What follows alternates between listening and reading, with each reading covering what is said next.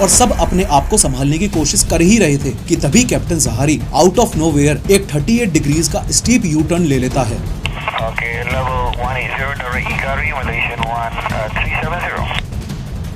एक ऐसी घटना जिसके बारे में ना तो कभी इन पैसेंजर्स ने सपने में भी सोचा होगा और ना ही सालों साल बाद दुनिया इस बात पर विश्वास करेगी कि उस रात को ऐसा कुछ हुआ भी था।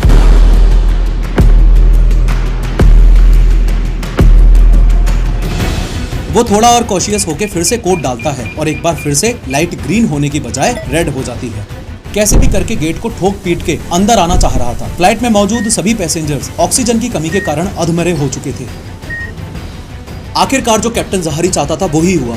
35,000 फीट की ऊंचाई, इतना बड़ा एरोप्लेन, अपनी टेक ऑफ लोकेशन से कईयों किलोमीटर दूर, सिर्फ एक जिंदा पायलट और 238 सुनसान लोग। लेकिन हर बार की तरह शुरू से शुरू करते हैं।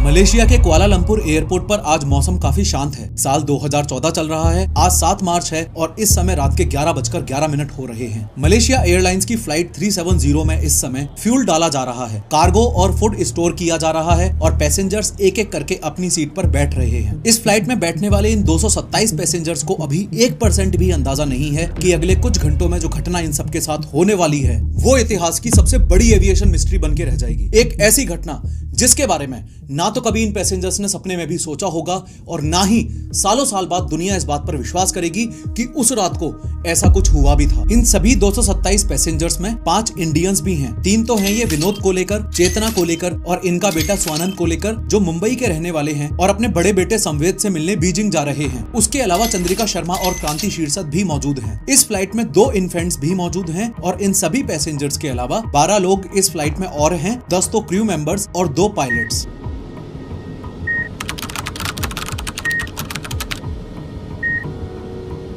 टोटल 239 लोगों के साथ ये फ्लाइट रनवे की तरफ जाने लगी है। रात के 12:31 हो रहे हैं और अगला दिन यानी 8 मार्च शुरू हो चुका है।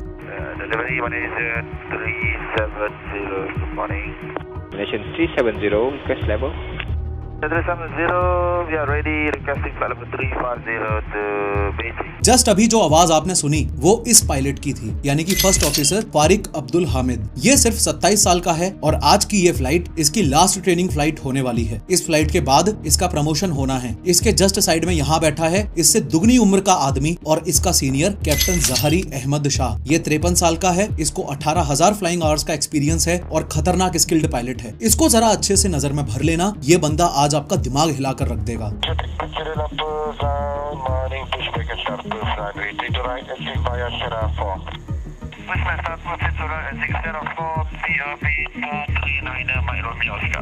नोटिस करो कि ये फ्लाइट MS-370 टेक ऑफ के लिए रनवे 32 पर जा रही है और मलेशियन एयरलाइंस के प्रोसीजर्स के अकॉर्डिंग फ्लाइट को रनवे तक ले जाने का काम इस सीनियर यानी कि कैप्टन ज़हारी का रहता है और इतनी देर ये जूनियर यानी कि फर्स्ट ऑफिसर हामिद रेडियो संभालता है। जैसे ही फ्लाइट रनवे से टेक ऑफ करेगी तो उल्टा हो जाएगा। ये जूनियर यानी कि फर्स्ट ऑफिसर हामिद बीजिंग तक इस प्लेन को उड़ा के ले जाएगा और ये सीनियर यानी कि कैप्टन ज़हारी रेडियो संभालेगा और हामिद को गाइड करता रहेगा।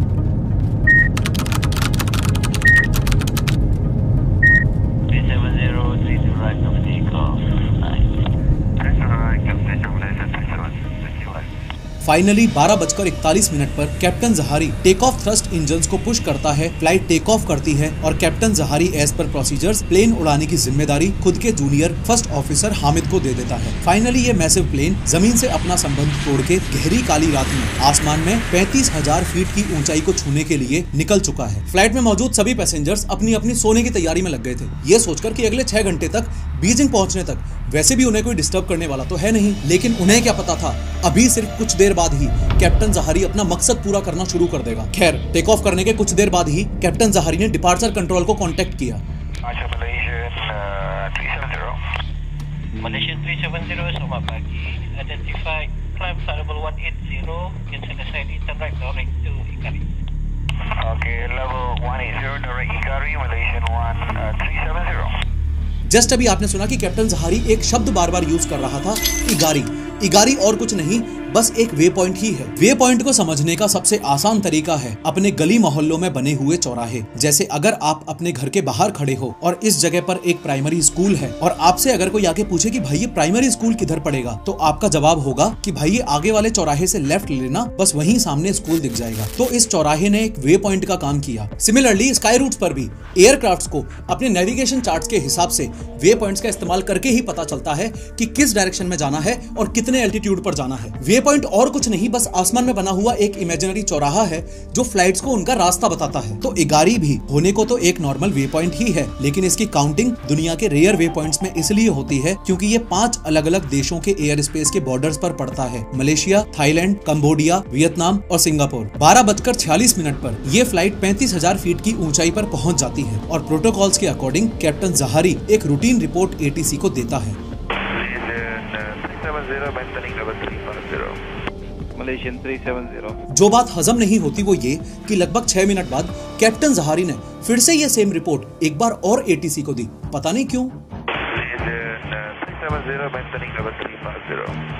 Malaysian 370. नोट करना कि जब भी मैं एटीसी शब्द का इस्तेमाल करूं तो इसका मतलब ये कि मैं इस एयर ट्रैफिक कंट्रोल के टावर की बात कर रहा हूं, जिसमें मौजूद प्रोफेशनल्स फ्लाइट के लगातार टच में रह के उनको गाइड करते रहते हैं। यहाँ तक इस फ्लाइट में मौजूद सबके लिए सब कुछ एकदम नॉर्मल है। मैक्सिमम पैसेंजर्स सो चुके हैं, जो पैसेंजर्स जागे हुए हैं केबिन क्रू मेंबर्स उनको मील सर्व कर रहे हैं। दोनों पायलट्स भी नॉर्मली अपनी ड्यूटी कर रहे हैं, लेकिन इस कैप्टन जहारी के दिमाग में कुछ खुराफाती चल रहा है। टेक ऑफ के 38 मिनट बाद अब ये फ्लाइट इगारी वे पॉइंट तक पहुंचने वाली है और तभी मलेशियन एटीसी वाले इस फ्लाइट के पायलट्स को बोलते हैं कि अब तुम लोग हो ची मिन एटीसी को कांटेक्ट कर लो। Malaysian 370, contact Ho Chi Minh 120.9. Good night, Malaysian 370. Malaysian ATC वालों ने ऐसा इसलिए बोला क्योंकि अब ये फ्लाइट मलेशियन एयर स्पेस को छोड़ के इगारी वे पॉइंट को क्रॉस करते हुए वियतनामीज एयर स्पेस में एंटर करने वाली थी। देखो, ये है वियतनाम और ये है इस देश की एक मेजर सिटी हो ची मिन सिटी, जिसके एटीसी को कांटेक्ट करने के लिए मलेशिया वालों ने इन पायलट्स को बोला था। मलेशियन एटीसी को गुड नाइट बोलते ही इस कैप्टन जहारी ने हो ची मिन एटीसी को कांटेक्ट तो नहीं किया, लेकिन उस रात कुछ ऐसा किया जो आज भी मिस्ट्री ही बन के रह गया है। मलेशियन एटीसी को गुड नाइट बोलने के कुछ सेकंड्स के अंदर ही captain Jahari first officer Hamid को पीछे केबिन में जाने और 2 कप कॉफी लाने के लिए बोलता है। नॉर्मली पायलट्स को कॉफी पानी देने की जिम्मेदारी केबिन क्रू की होती है, but obviously first officer Hamid का इतने एक्सपीरियंस्ड पायलट और अपने सीनियर कैप्टन जहारी से आर्ग्यू करने का दूर दूर तक कोई भी लॉजिक नहीं था, स्पेशली तब जब वो आपको ट्रेनिंग दे रहा हो। और वैसे भी आपकी लास्ट ट्रेनिंग फ्लाइट ही तो है। फर्स्ट ऑफिसर हामिद कॉफी लेने के लिए कॉकपिट से बाहर जाता है और कॉकपिट का ये बुलेट प्रूफ डोर बंद हो जाता है। इस पूरी फ्लाइट का कंट्रोल अब सिर्फ एक आदमी के हाथ में आ चुका था, captain Jahari Ahmad Shah. Captain Zaharie को पता था कि इस MS-370 फ्लाइट को दुनिया से गायब करने का इससे बेहतर मौका उसे मिलेगा ही नहीं। क्यों? क्योंकि वो एक तरह से नो मैंस लैंड में था। इगारी वे पॉइंट पर पहुंचते ही ग्राउंड पर मौजूद मलेशियन एटीसी ने ये फ्लाइट वियतनामीज एटीसी को हैंड ओवर कर दी थी और वियतनामीज एटीसी के पास अभी तक ये फ्लाइट रिसीव ही नहीं हुई थी। वो अपनी बाकी की फ्लाइट्स को मैनेज करने में लगे हुए थे। इन शॉर्ट, इस समय इस MS-370 फ्लाइट से कोई भी ग्राउंड पर किसी भी प्रकार का कांटेक्ट एक्सपेक्ट ही नहीं कर रहा था। किसी की भी नजर इस MS-370 फ्लाइट पर इस समय नहीं थी। अब मौके का फायदा उठाते हुए कैप्टन जहारी ने सबसे पहला काम जो किया वो ये कि इगारी वे पॉइंट पर पहुंचते ही फ्लाइट का ट्रांसपॉन्डर ऑफ कर दिया। ये देखो, ये है एटीसी और ये है एक प्लेन। ऑलमोस्ट हर फ्लाइट में ट्रांसपॉन्डर्स मौजूद होते हैं जिनकी मदद से एटीसी को उनकी स्क्रीन पर प्लेन की डिटेल्स मिलती रहती हैं। फ्लाइट का ये ट्रांसपॉन्डर एक ग्राउंड बेस्ड रडार के साथ काम करता है ताकि एटीसीज को किसी भी प्लेन के बारे में सब कुछ बता सके, जैसे height, position, unique ID etcetera. इस डेटा की मदद से एटीसी को आसमान में उड़ने वाली फ्लाइट्स के बीच सेफ डिस्टेंस मेंटेन करने में मदद मिलती है। उस समय साल 2014 में एटीसीज आर्टिफिशियल इंटेलिजेंस का एयरप्लेन सेफ्टी के लिए बहुत ज्यादा यूज नहीं करते थे, लेकिन आज के दिन वेदर एनालिसिस और ट्रैफिक प्रेडिक्शंस जैसे डिसीजंस में एटीसी जमकर एआई का यूज करते हैं। कुछ दिनों बाद 10, 11 और 12 जनवरी 2025 को जो मैं 3 days live AI master class करने वाला हूं, उसमें मैं बहुत डिटेल में यह समझाने वाला हूं कि आप लोग भी अपनी जिंदगी में एआई का यूज करके कैसे कॉम्प्लेक्स चीजों को आसान बना सकते हो, कैसे अपने कॉम्पिटिटर से आगे निकल सकते हो और कैसे रियल लाइफ में हर छोटे छोटे कामों में आर्टिफिशियल इंटेलिजेंस का यूज कर सकते हो। ये एआई मास्टर क्लास कब, कहां और कैसे ज्वाइन करनी है, इसकी पूरी जानकारी पिन्ड कमेंट्स और डिस्क्रिप्शन में दी गई लिंक्स की मदद से अभी की अभी चेक करो। तो कैप्टन जहारी ने सभी कंट्रीज के एटीसीज पर से इस फ्लाइट को गायब करने के लिए सबसे पहले ट्रांसपोंडर ऑफ कर दिया। अब being so experience pilot captain Zaharie को यह बात ऑलरेडी पता थी कि सिर्फ ट्रांसपोंडर ऑफ करने से ये प्लेन गायब नहीं होने वाला। असल में मलेशियन एयरलाइंस की इस फ्लाइट MS-370 में ACARS टेक्नोलॉजी भी मौजूद थी। ACARS मतलब aircraft communications addressing and reporting system. इसमें यह होता है कि एक प्लेन अपनी फ्यूल स्टेटस, मेंटेनेंस स्टेटस और पोजीशन एक्सेट्रा से रिलेटेड रिपोर्ट्स हर आधे घंटे में एक सैटेलाइट को भेजता रहता है और उस सैटेलाइट से वो डेटा मलेशियन एयरलाइंस तक ग्राउंड पर पहुंचता रहता है। अब ATC से बचने के लिए कैप्टन जहारी ने ट्रांसपोंडर ऑफ कर दिया, वो तो ठीक है, लेकिन मलेशियन एयरलाइंस से बचने के लिए ACARS सिस्टम भी तो बंद करना पड़ेगा ना। तो कैप्टन जहारी ने फाइनली ACARS सिस्टम भी बंद कर दिया और लास्ट स्टेप लेते हुए कैप्टन जहारी ने इस फ्लाइट की बाहर की लाइट्स भी टोटली बंद कर दी। ये सब कुछ कैप्टन जहारी ने सिर्फ 1 मिनट के अंदर अंदर कर डाला। और अगर मैप में बताऊं तो इगारी वे पॉइंट से बिटोड वे पॉइंट जाने का ये जो रास्ता आप देख रहे हो, इस रास्ते में ये वो पिन पॉइंट लोकेशन थी जहां बाहरी दुनिया के लिए ये मलेशियन एयरलाइंस की फ्लाइट MS-370 गायब हो चुकी थी। जमीन पर मौजूद ATC या प्रोफेशनल या फिर किसी भी आदमी के लिए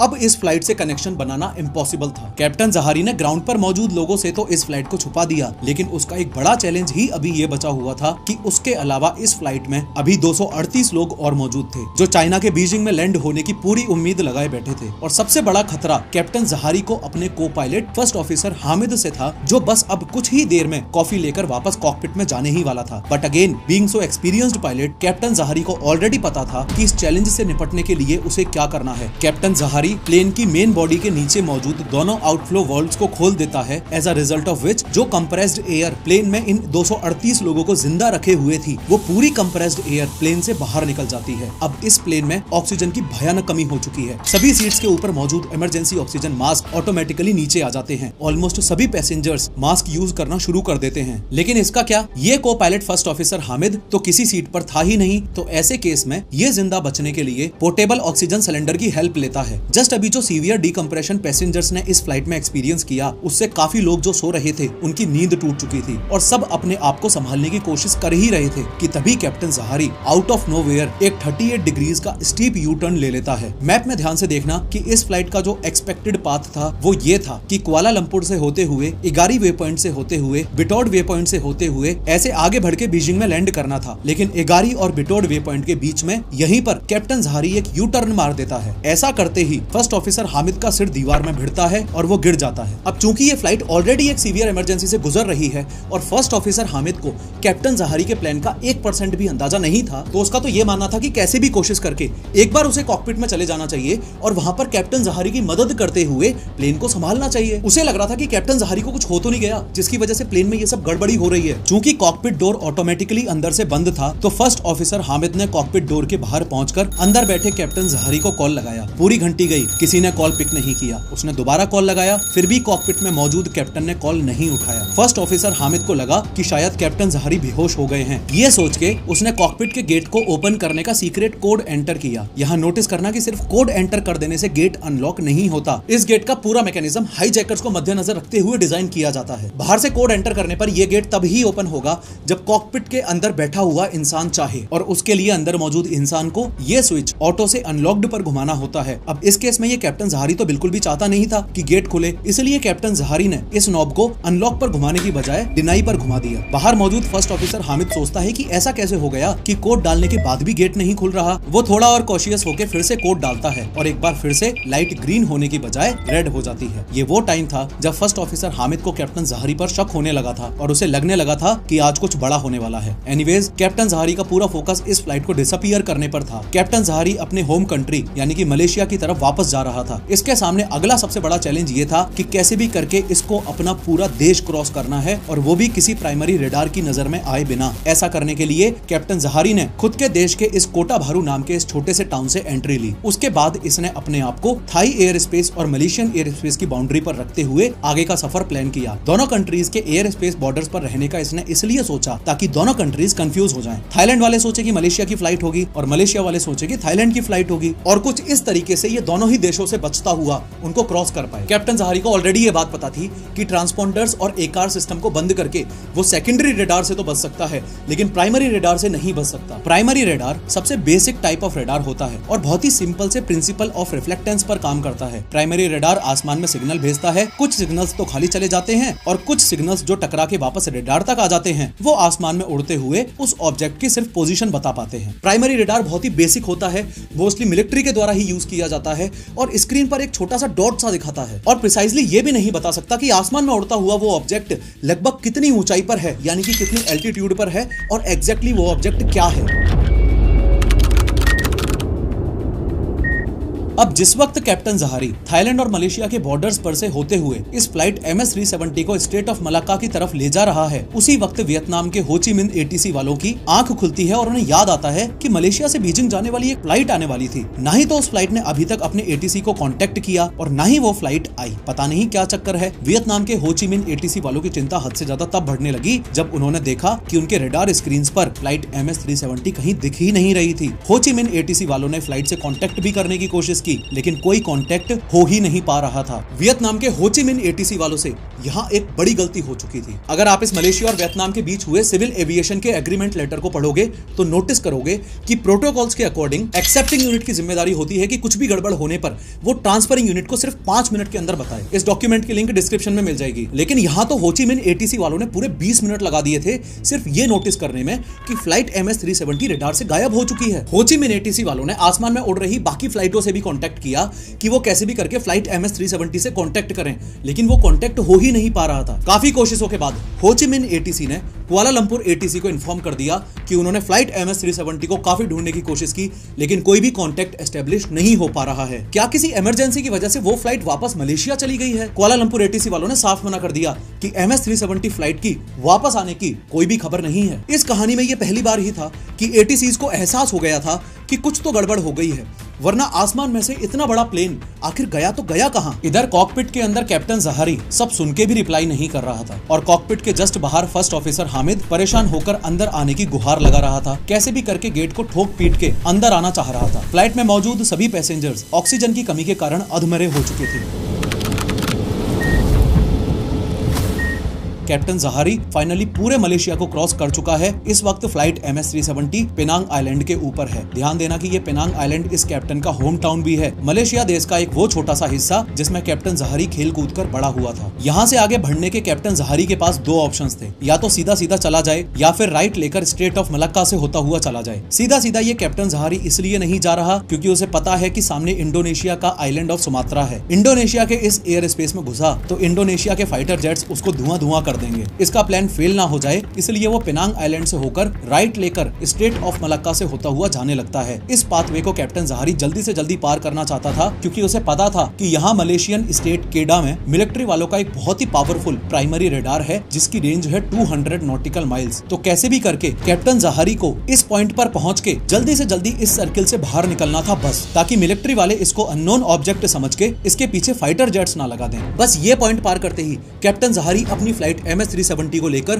टोटली फ्री हो चुका होगा, किसी इंसान, रेडार या सैटेलाइट की नजरों से एकदम परे। केडा के प्राइमरी रेडार की नजरों से बचते हुए जहारी आगे बढ़ ही रहा था कि तभी उसकी नजर कॉकपिट डोर के CCTV पर पड़ी। जहारी ने देखा कि first officer Hamid cockpit door के सामने पड़ा हुआ है। फाइनली वो एक आखिरी बंदा जो कैप्टन जहारी और उसके मकसद के बीच में आ सकता था वो भी टोटली एलिमिनेट हो चुका था। फुल एंड फाइनल कंफर्मेशन के लिए कैप्टन जहारी ने केबिन में मौजूद इंटरकॉम पर कॉल लगाया और मदद मांगी, ये चेक करने के लिए कि अगर अभी भी किसी में जान बची होगी तो कोई ना कोई तो रिस्पॉन्स जरूर करेगा, लेकिन किसी ने भी कोई रिस्पॉन्स नहीं दिया। आखिरकार जो कैप्टन जहारी चाहता था वही हुआ। 35,000 फीट की ऊंचाई, इतना बड़ा एरोप्लेन, अपनी टेक ऑफ लोकेशन से कईयों किलोमीटर दूर, सिर्फ एक जिंदा पायलट और 238 सुनसान लोग।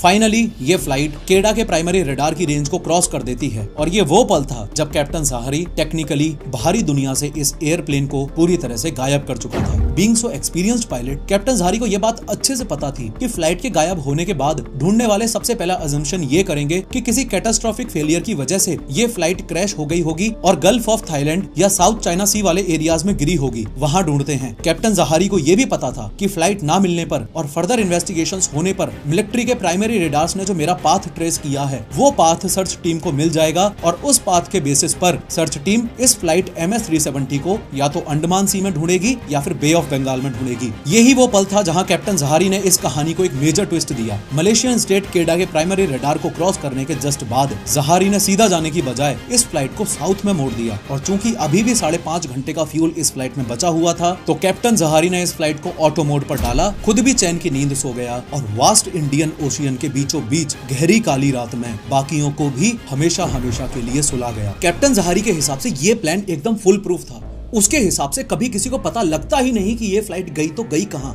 लेकिन उससे एक गलती हो गई थी। कैप्टन जहारी ने जब केडा के प्राइमरी रेडार की रेंज को क्रॉस किया तो क्रॉस करते ही उसने अपने कॉकपिट के नीचे मौजूद कंप्यूटर सिस्टम्स को कूल डाउन करने के लिए मेन इलेक्ट्रिकल जनरेटर्स की पावर को रिस्टोर किया था। ध्यान देना कि उसने ACARS सिस्टम चालू नहीं किया था, लेकिन मेन इलेक्ट्रिकल जनरेटर्स की पावर को रिस्टोर करने की वजह से ACARS के सेटकॉम का एक छोटा सा हिस्सा SDU यानी कि सैटेलाइट डेटा यूनिट भी पावर ऑन होने की वजह से ऑटोमेटिकली रिबूट हो जाता है। इनमारसैट कंपनी की यह सैटेलाइट एक जियो स्टेशनरी सैटेलाइट थी जो कि इंडियन ओशियन के ऊपर यहाँ लोकेटेड थी। फ्लाइट MS-370 यहाँ लोकेटेड थी और ये सारा डेटा इस सैटेलाइट के ग्राउंड सेंटर पर्थ ऑस्ट्रेलिया तक जा रहा था। फ्लाइट MS-370 के सेटकॉम में मौजूद ये SDU हर 1 घंटे में एक लॉग ऑन रिक्वेस्ट इस सैटेलाइट के पास भेज रहा था। सैटेलाइट कंपनी के इंजीनियर्स ने इस डेटा के बेसिस पर ही इंडियन ओशियन के अराउंड टोटल 7 आर्क्स बनाई। मैथमेटिक्स और फिजिक्स की कैलकुलेशन के बेसिस पर ये आर्क्स सिंपली ये बता सकती थी कि 2:25 पर फ्लाइट इस आर्क पर कहीं थी। जैसे जैसे समय बीतता गया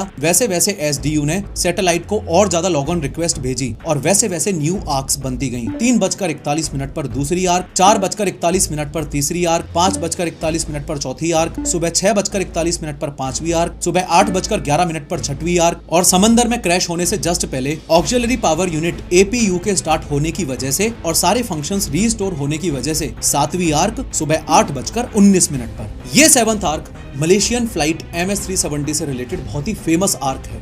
इस पर्टिकुलर लोकेशन पर कई बार इस फ्लाइट को ढूंढने की काफी कोशिशें की गई, लेकिन आज तक किसी के हाथ में कुछ भी नहीं लगा। आफ्टर मैथ में बहुत सारी अलग अलग थ्योरीज निकल के आई।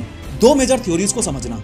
सबसे पहली थ्योरी ये कि शायद प्लेन हाईजैक हो गया होगा। इनफैक्ट बाद में इन्वेस्टिगेशन में ये पता भी चला था कि इन सभी 229 पैसेंजर्स में से 2 ईरानियन पैसेंजर्स भी थे जो कि इस फ्लाइट MS-370 में फर्जी चोरी किए हुए पासपोर्ट्स के साथ में ट्रेवल कर रहे थे। लेकिन बाद में फर्दर इन्वेस्टिगेशन पर पता चला कि वो दोनों हाईजैकर्स नहीं थे। ऊपर से ये हाईजैकिंग वाली थ्योरी इसलिए भी नहीं चल पाई क्योंकि आज 10 साल बाद भी किसी की तरफ से कोई डिमांड ही नहीं आई है। किसी भी ऑर्गेनाइजेशन ने आज तक क्लेम ही नहीं किया कि हमने हाईजैकिंग की थी वगैरह वगैरह। दूसरी थ्योरी थी ऑटो पायलट वाली। लोगों ने एक बार के लिए कंसिडर किया कि हो सकता है दोनों पायलट्स बेहोश हो गए हो, फ्लाइट ऑटो मोड पर चली गई हो और फिर ये फ्लाइट उस पाथ को फॉलो करते हुए इंडियन ओशियन में जाके क्रैश कर गई हो।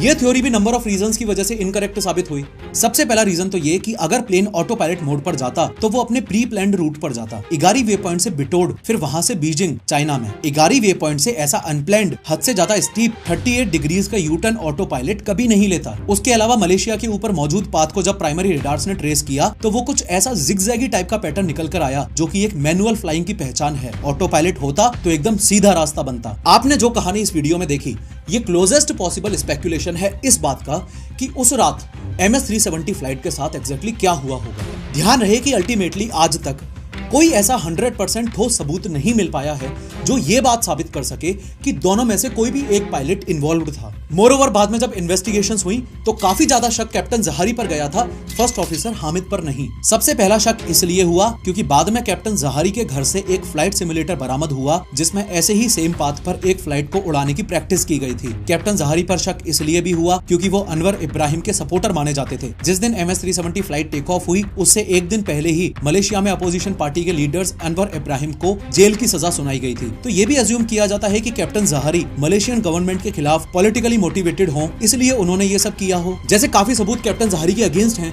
वैसे ही कुछ सबूत उनके फेवर में भी हैं। लेकिन आज तक ये कोई नहीं जानता कि उस दिन एग्जैक्टली हुआ क्या था। मतलब सोच के देखो, इतना बड़ा एरोप्लेन, 239 बॉडीज, करोड़ों रुपया सर्च पार्टीज पर खर्च करने के बाद भी आज तक कुछ मिल कैसे नहीं रहा। पूरा समुद्र छान मारा, डीप वाटर्स में भी चेक कर लिया, लेकिन फिर भी कुछ ना मिलने की वजह से ये एविएशन की बिगेस्ट मिस्ट्री मानी जाती है। हालांकि टेक्निकली ये बोलना सही नहीं होगा कि कुछ नहीं मिल पाया है। टोटल 31 पीसेस अभी तक इस एयरक्राफ्ट के अलग अलग टुकड़ों के समुद्र के तटों पर मिल चुके हैं, लेकिन इंपॉर्टेंट बात ये भी है कि उसमें से कुछ गिने चुने ही कंफर्म हो पाए हैं कि वो पीसेस फ्लाइट MS-370 के ही हैं। मैं जब इस घटना के बारे में पढ़ता हूँ तो और ज्यादा गहराई में चला जाता हूँ, और सच कहूँ तो हर बार ऐसा एहसास होता है कि आज भी इस दुनिया में कहीं ना कहीं कोई ना कोई तो ऐसा जरूर है जिसको सब कुछ पता है, जिसको ये पता है कि उस दिन एग्जैक्टली क्या हुआ था, लेकिन पता नहीं क्यों सामने नहीं आ रहा, और बस इस एक थॉट के दिमाग में आते ही रूह कांप उठती है। खैर, इस वीडियो में मैंने नॉर्थ कोरिया के क्रेजीएस्ट लॉज के बारे में बात की है, क्लिक करो और जरूर देखो।